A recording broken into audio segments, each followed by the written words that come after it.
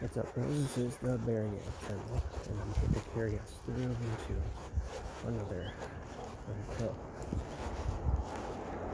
So far, we've had many different eons of constant contemplation. But for now, the topic of the video.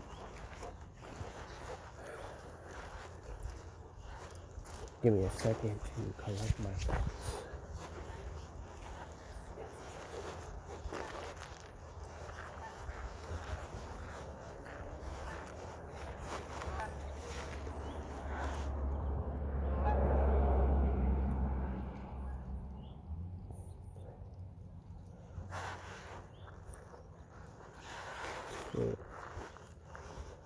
Now, let's explore the topic of, be it entomology or etymology. I think one of those is about bugs, the other one is about the roots of words. But regardless of which word is correct, I'll now begin in exploring the root word topo, top, or topi. Now, I don't know the origins of topo, but I assume it's Greek, and it has something to do with layouts and or maps and framework and or structure. But topology is the study of, topography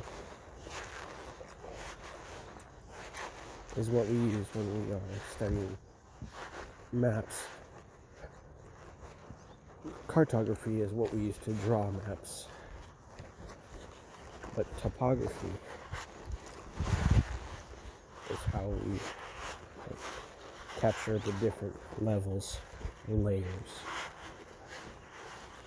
of a map or the display of a certain territory.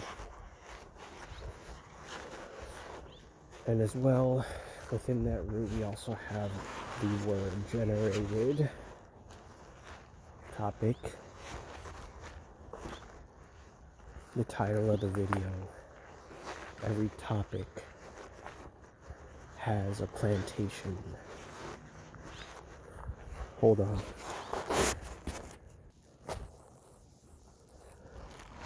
In the back, so just like top or topo was used to refer to a territory, topic is used to describe anything that enshrines a discussion or set of ideas. In fact, a topic is not the end goal of a discussion, but it is the a priori assumption of what a discussion is. A priori, for those of you who don't know, simply means before any sort of understanding or context.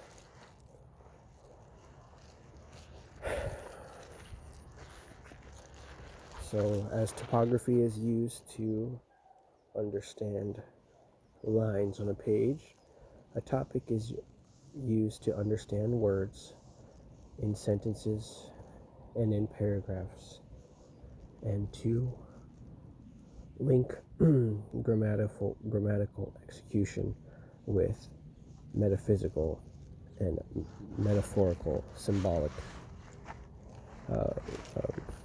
conjecture. Because it's true that none of us can really say that we're talking about anything unless we understand what the topic is. And so, the idea that every topic has a red pill also connects with the idea that every topic has the plantation. Hold on.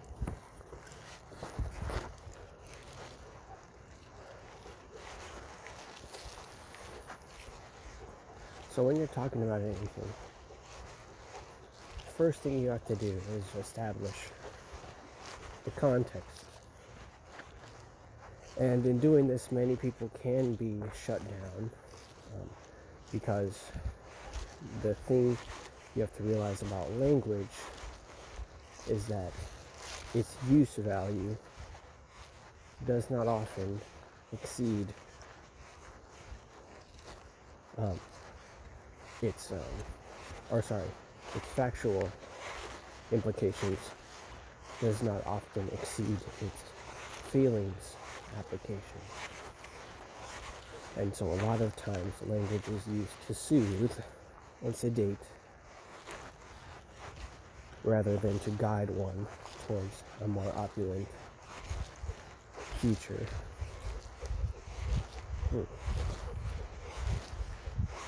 And so knowing that, we have to realize that language in the context of human nature is a primarily feminine realm, and thusly corroborates an anti-theoretical frame of mind.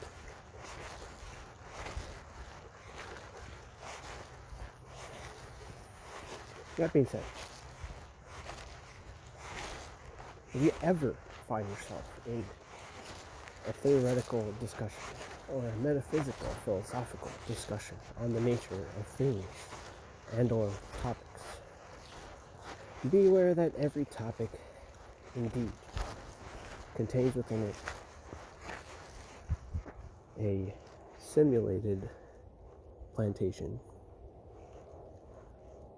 whereby the currency in which the institution that you orient your argument towards consists mainly of labor, and the fiat used to exchange labor for more labor is fabricated for that specific purpose.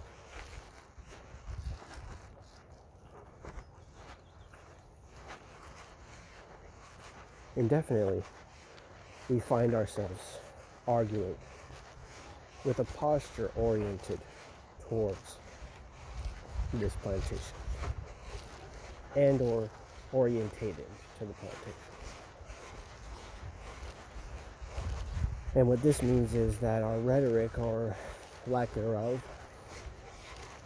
deals in the currency of those who wish only to excite and or laboriously indict the parties of the conversation to a battle of semantics, for lack of a better term.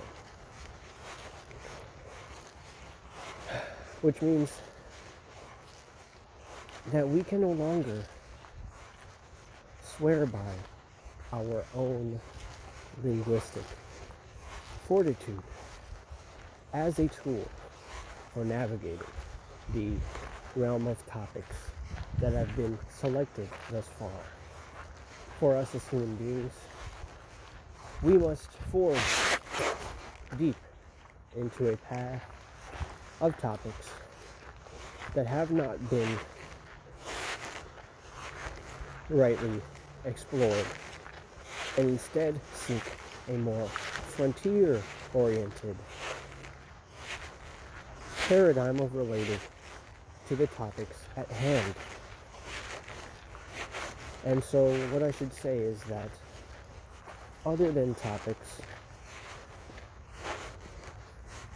Every frontier has a line which has been blurred drastically to the point where we have no way of acknowledging the blur between the frontier and the plantation. We must inevitably realize that as much as the frontier pulls on us to explore it, the plantation pulls on us to come back and to capitulate twice or even thrice for gentlemen.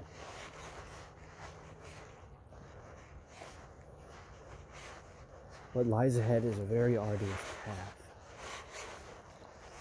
And to take it means that at some point, the Pinkerton gang of loosely affiliated criminals will soon advance upon your homestead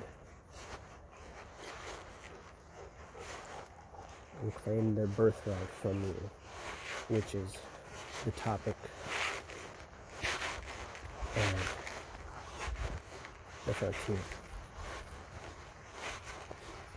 And you have to be ready to answer them with fire and brimstone and lead, with ire and a thorough understanding of your faculties. But I think I've said far too little, and my time is closely approaching an end point for this video. So if you like the Baron Yam, consider sharing and subscribing to the content. And if you think that this video is good or not, be sure to leave your reaction. That is all for now. And until next time, be discerning, gentlemen. And do not let the bugs bite.